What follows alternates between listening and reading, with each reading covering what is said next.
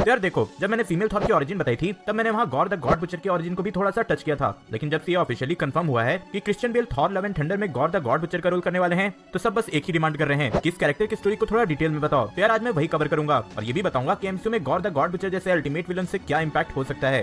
तो कहानी की शुरुआत होती है एक बहुत ही दूर के प्लेनेट से, लगभग आज से 3000 साल पहले। इस प्लेनेट पे हर जगह भूखमरी है, खाने को कुछ नहीं है, तरह तरह की बीमारी फैल रही है, कभी भूकंप तो कभी बाढ़, ऐसे करके धीरे धीरे ये प्लेनेट खत्म हो रहा है। इस प्लेनेट पे जीवन के नाम पे एक छोटा सा कबीला है जो कि बस जिंदा रहने के लिए इधर से उधर जाते रहता है और कई जंगली जानवर भी भरे पड़े हैं। कबीले वाले काफी ज्यादा धार्मिक हैं और वो इतने बुरे हालात में भी भगवान पे आस्था रखे हुए हैं। और इसी कबीले का हिस्सा है गौर, जिसके आंखों के सामने बचपन में ही उसकी माँ को कुछ जंगली जानवरों ने मार दिया। जब वो बड़ा हुआ तो उसकी पत्नी एक भूकंप के चलते मर गई। उसके गोद में ही उसके बच्चों ने भूख प्यास से दम तोड़ दिया। सब कुछ से हार के अपने बच्चों को खोने के बाद दुख और गुस्से में उसने अपने लोगों के बीच बोल दिया कि उनका भगवान स्वार्थी है, जो कि सिर्फ अपने बारे में सोचता है, उनके बारे में नहीं। वो उनकी प्रार्थना नहीं सुनता। ये सब सुनकर धार्मिक कबीले वालों को बहुत ज्यादा गुस्सा आता है और वो उसे अपने कबीले से निकाल देते हैं और उसे अपने हाल पे छोड़ देते हैं। गौर उस दिन के बाद से इधर उधर भटकने लगा। कबीले वालों का साथ ना होने के कारण वो अपनी आखिरी सांस गिन रहा था, उसका अंत नजदीक था। इसी तरह भटकते भटकते कुछ दिन बाद गौर को दो गॉड्स आसमान में दिखे, वो भी एक दूसरे से लड़ते हुए। एक ने गोल्डन कलर का आर्मर पहना था और एक ने ब्लैक कलर का आर्मर। ब्लैक कलर आर्मर पहने हुए कोई और नहीं बल्कि नल था,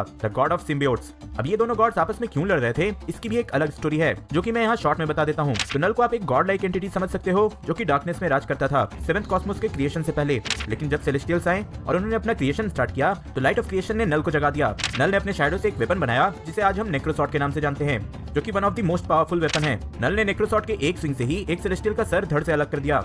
अगर आपको याद हो तो गार्डियंस ऑफ द गैलेक्सी में नोवेयर नाम का एक प्लेनेट दिखाया गया था जो कि उसी सेलेस्टियल का ही हेड था जिसे कि नल ने मारा था। खैर इसी के बाद उसने अगले हजारों साल तक अपने नेक्रोसॉर्ड के हेल्प से कई गॉड्स को मारा और इसी तरह उसका सामना एक army of gold armour God से हुआ, जहां उसने सबको मार तो दिया लेकिन आखिरी बचे एक गोल्डन आर्मर्ड गॉड ने अपने भाले से उसे बुरी तरह से घायल कर दिया और दोनों लड़ते हुए एक गौर के सामने जाकर गिरे। दोनों ही बुरी तरह से घायल थे। नल डीप स्लीप में जा चुका था लेकिन जिंदा था। यहीं पे गोल्डन आर्मर्ड गॉड ने गौर से मदद मांगी। ये सब देख के गौर को और गुस्सा आ गया। उसने बोला, जब मुझे तुम्हारी मदद चाहिए थी तो तुम सब कहाँ थे? और गुस्से में उसने पास ही गिरा नेक्रोसॉर्ड उठाया और उस घायल गॉड को मार दिया। इसी तरह से उसे नेक्रोसॉर्ड से और भी ज्यादा पावर्स मिल गए और उसने कसम खाया कि वो हर उस गॉड को मार देगा जिसने कि उसकी प्रार्थना को कभी नहीं सुना। यहीं से वो एक अपने सफर पे निकल पड़ा जहां वो सारे गॉड्स को ढूंढ रहा था जिसने कि उसके प्लेनेट को बर्बाद किया था, जैसे कि God of fear, God of chaos, God of plagues, God of earthquake. ऐसे ऐसे करके उसने हजारों गॉड को मार दिया और उसका नाम पड़ा गॉर द गॉड बुचर। इसके बाद उसका सामना हुआ गॉड ऑफ थंडर थॉर से, जहां उनकी फाइट भी बहुत बड़ी चली बट अल्टीमेटली थॉर ने गॉर को मार दिया। अब मैंने थॉर और गॉर की ये फाइट को बहुत ही सिंपल वे में बता दिया है